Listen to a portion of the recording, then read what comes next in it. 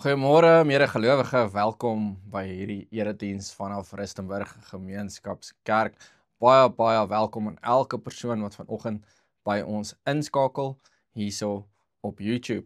Ons is natuurlik besig met 'n reeks uit Openbaring. Ons werk Openbaring so hoofstuk vir hoofstuk deur en ons gaan kyk hoekom daar staan dat die wat Openbaring lees en die gebooie gehoorsaam wat daarin staan, geseën sal wees. So wat presies kan ons leer uit Openbaring? En ons is vanoggend alreeds by Openbaring hoofstuk 4 en ons lees sommer die hele hoofstuk vanoggend hierso uit die Bybel van vers 1 tot aan die einde vers. Dit is nie 'n baie lang hoofstuk nie, so kom ons spring weg. Hierna het ek, Johannes, in die hemel 'n deur gesien wat oopgemaak is en die stem soos die geluid van 'n trompet wat ek die eerste keer met my hoor praat het gesê: kom op hierheen en ek sal vir jou wys wat hierna moet gebeur. Onmiddellik is ek deur die Gees meegevoer. Ek het gesien daar staan 'n troon in die hemel en op die troon sit daar iemand. Sy voorkoms was soos opaal en karnieul. Om die troon was daar 'n reënboog met die glans van smarag. Reg rondom die troon was daar 24 ander trone en op die trone het daar 24 ouderlinge gesit. Hulle het wit klere aangetree en op hulle koppe was daar goue krone. Daar het weerligstrale, drenings en donderslae van die troon afgekom. Vlak voor die troon het 7 fakkels helder gebrand. Dit is die 7 geeste van God. Voor die troon was dit soos 'n spieelgladde see, helder soos kristal. Naby rondom die troon was daar 4 lewende wesens vol oë van voor en van agter. Die eerste lewende wese het soos 'n leeu gelyk en die tweede soos 'n bul. Die derde het 'n gesig soos die van 'n mens gehad en die vierde het gelyk soos 'n arend wat vlieg. Elkeen van die 4 lewende wesens het 6 vlerke gehad wat aan die bokant en aan die onderkant vol oë was. Hulle het dag en nag sonder om te rus gesê: Heilig, heilig, heilig is die Here God, die Almagtige. Hy wat was en wat is en wat kom. Elke keer wanneer die lewende wesens heerlikheid, eer en dank toebring aan hom wat op die troon sit, wat tot in alle ewigheid lewe, kniel die 24 ouderlinge voor hom wat op die troon sit en aanbid hom wat tot in alle ewigheid lewe. Hulle sit aan hulle krone voor die troon neer en sê: Here ons God, U is waardig om die heerlikheid en die eer en die mag te ontvang, omdat U alles geskep het. Deur U wil het alles ontstaan en is dit geskep. Openbaring hoofstuk 4, wat 'n vreemde hoofstuk om te lees. Net 11 verse lank, maar so baie vreemde beelde en simboliek wat ons daar kry. Maar kom ons kyk vanoggend met 'n baie spesifieke oog na hierdie beelde. Want as ons met hierdie spesifieke oog na hierdie beelde kyk, dan gaan hierdie hoofstuk vir ons oopgaan en ons gaan sien dat dit eintlik baie maklik is om te sien wat dit is wat die Here vanoggend vir ons uit Openbaring hoofstuk 4 wil sê. En as ons gaan kyk na hierdie spesifieke beelde, dan sal ons sien dat omtrent al hierdie beelde, die edelstene waarvan hier in Openbaring hoofstuk 4 gepraat word, die donderslae en weerligstrale, die 4 lewende wesens, al hierdie beelde kom uit die Ou Testament uit. Die donderslae, weerligstrale herinner ons natuurlik aan Exodus, waar daar op die berg Sinaai dieselfde gebeur het. Die 4 lewende wesens vind ons net so in Esegiel. Die edelstene wat ons hierso van hoor, is dieselfde edelstene wat in die borsplaat van die hoëpriester in Exodus gesit word. So wat beteken dit? Hoekom is hier al hierdie beelde in hierdie hoofstuk? Wat is dit wat Here vir ons wil sê deur hierdie beelde? En wat is dit dan wat hy vir ons verder wil sê deur die ander goed wat hier gebeur, en spesifiek hierdie woorde van hierdie lied wat die 4 lewende wesens ook sing? Maar kom ons begin by die beelde. Hoekom is dit spesifiek Ou Testamentiese beelde wat hier gebruik word? En die rede daarvoor is dat die Here wat natuurlik Openbaring vir Johannes skryf, of natuurlik vir Openbaring aan Johannes so te sê openbaar, wil een ding vir die lesers van Openbaring daai tyd en nou sê, en dit is die volgende: ek is die God van Abraham, Isak en Jakob. Ek is nie net die God van die Nuwe Testament nie, ek is ook die God van die Ou Testament. Ek is die God van Dawid, ek is die God van Israel, en ek is die God van die Ou Testament.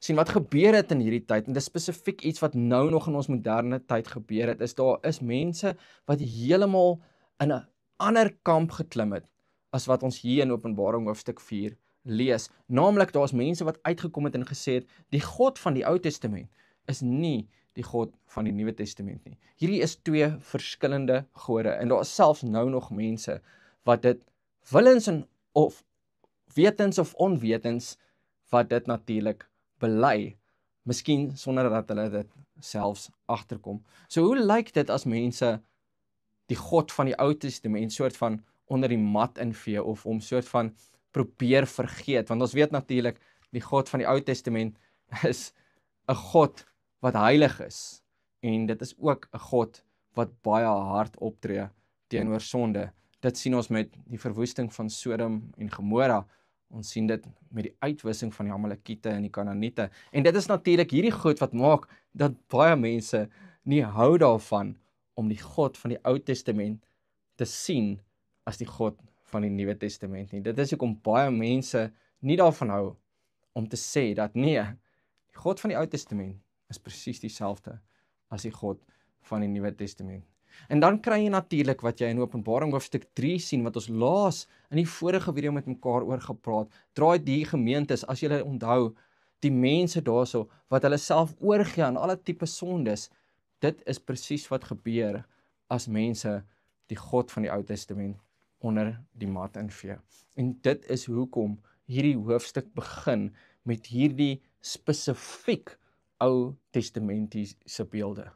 Die Here probeer ons terugtrek na wie hy is en wat sy karakter is. Die Here probeer ons wys hierso in Openbaring hoofstuk 4, nie net is hy die God van die Nuwe Testament nie, nie net is hy die God wat vir ons sondes gesterf het nie, maar hy is ook die Ou Testamentiese God. Natuurlik is daar dan natuurlik 'n ander kamp aan die ander kant van ons sê van die skeidslyn of van die spektrum wat heeltemal in die ander rigting gaan en sê dat nee, dit is net die God van die Ou Testament en die eienskappe van die God van die Ou Testament wat ons moet na kyk. En weer eens is dit Openbaring hoofstuk 4 wat vir ons sê nee, dit is nie so nie. 24 ouderlinge sit op die troon en daai nommer 24 is baie belangrik, want dit verwys na 12 stamme en 12 apostels, die Ou en die Nuwe Testament. En hierdie 24 trone, waarop hierdie 24 ouderlinge sit, is nie bo mekaar verhef nie, daar is nie een hoër of belangriker as die ander nie, hulle is almal gelyk.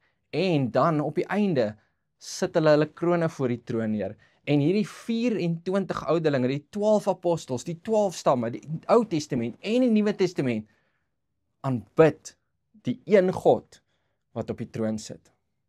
Op die einde van die dag sê Johannes vir ons, jy kan nie die God van die Ou Testament onder die mat invee nie, maar jy mag ook nie vergeet van die God van die Nuwe Testament nie, want hy is een en dieselfde. Dit bring ons na die volgende stuk van hierdie baie interessante hoofstuk, waar hierdie 24, waar die 4 lewende wesens, waar hulle hierdie lied sing, waar hulle sê, heilig, heilig, heilig is die Here God, die Almagtige, hy wat is, en hy wat was, en wat is, en wat kom, 3 maal heilig, sê hulle. En dit is ook een van die eienskappe van God, wat die Here vir ons hier in Openbaring hoofstuk 4 wil uitbeeld en wil bybring, is die heiligheid van God. Nou heilig beteken 'n paar goed.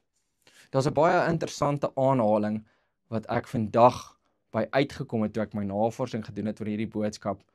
En dit sê die volgende: die son sal jou oë uitbrand van 1 miljoen kilometer weg en jy verwag om net in die skepper van daai son se teenwoordigheid in te stap. In die Engels sê dit, the sun will burn out your eyes from 1 million miles away and you expect to just stroll into the presence of the Creator. Dit is nie hoe dit werk nie.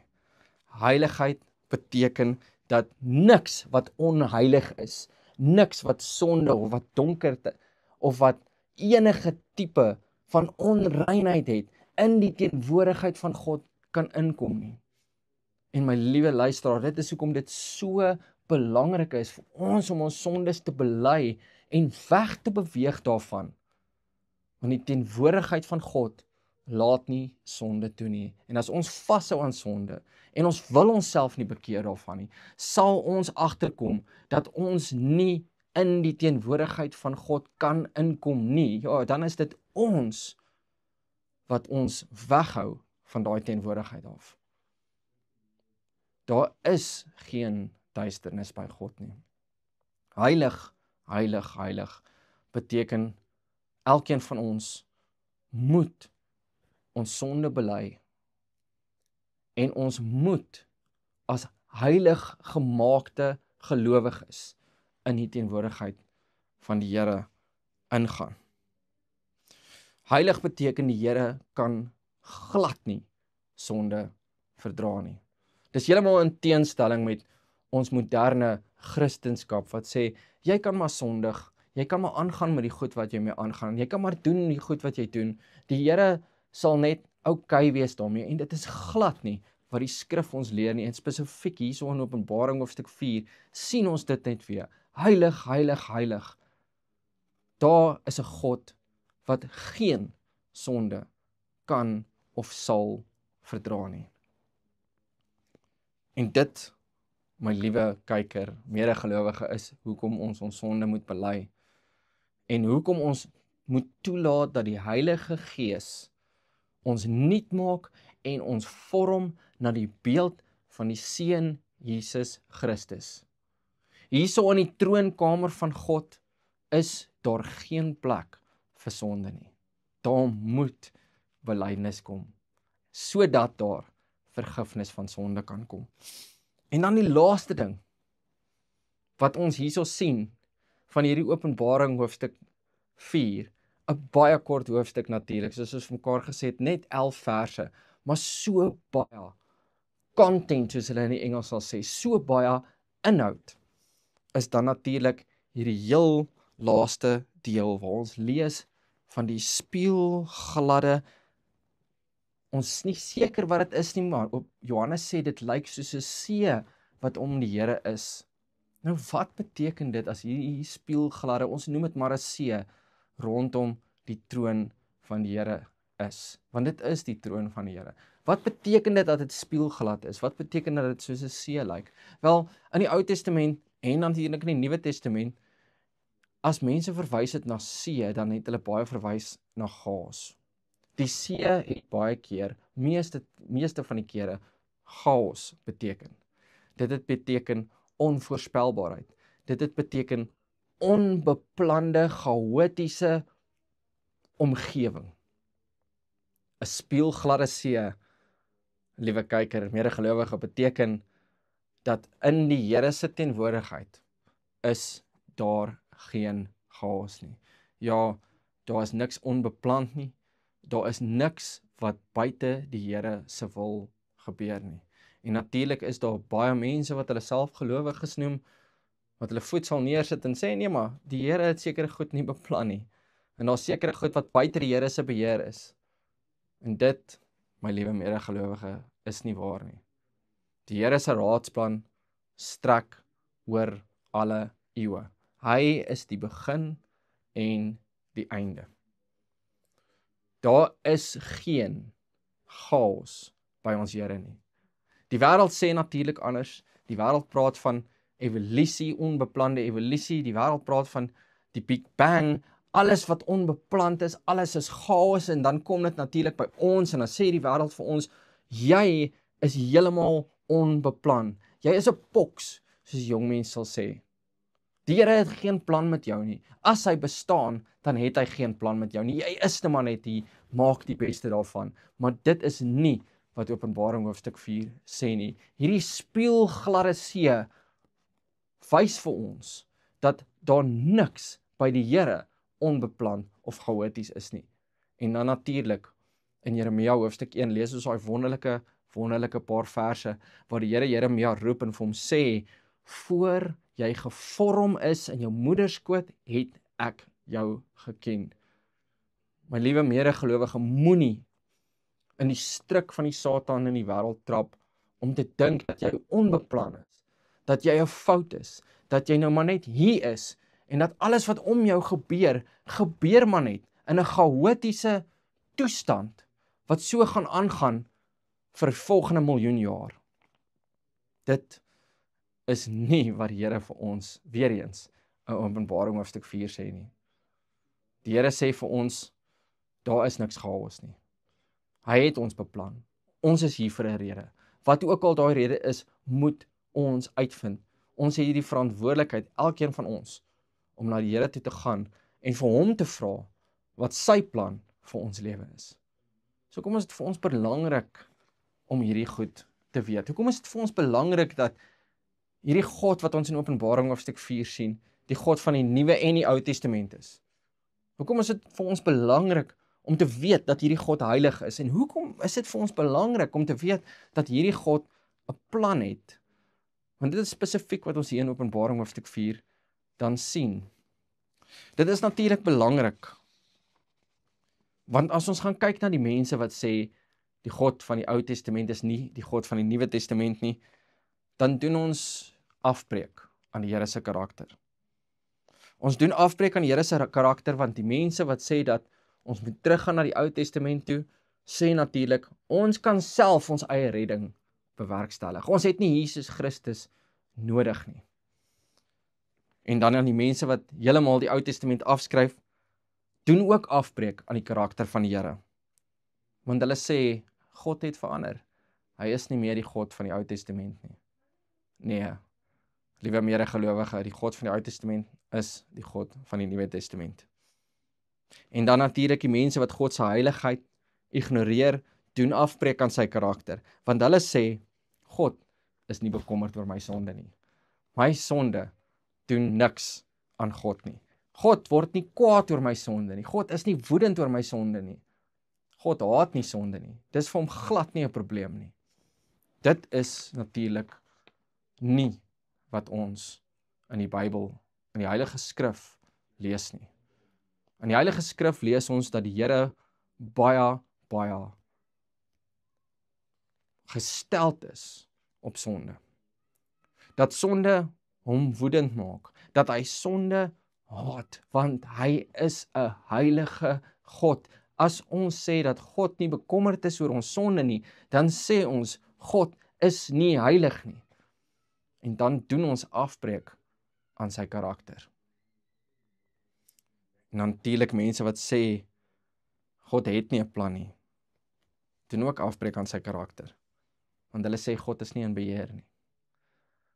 As ons sê dat God nie soewerein is oor alles nie, dan sê ons God is nie in beheer nie. En 'n almagtige God is altyd in beheer. In Openbaring hoofstuk 4 sê die Here vir ons baie duidelik wie hy is. Soos ons ingaan in die volgende hoofstukke van Openbaring, kom ons hou dit in gedagte en besef dat hierdie God wat met ons deur al hierdie verskillende hoofstukke praat, dieselfde God van die Openbaring hoofstuk 4 is. Dit is die God van die Ou Testament. Dit is die God van die Nuwe Testament. Dis die 3 maal heilige, soewereine, almagtige God. Tot volgende keer.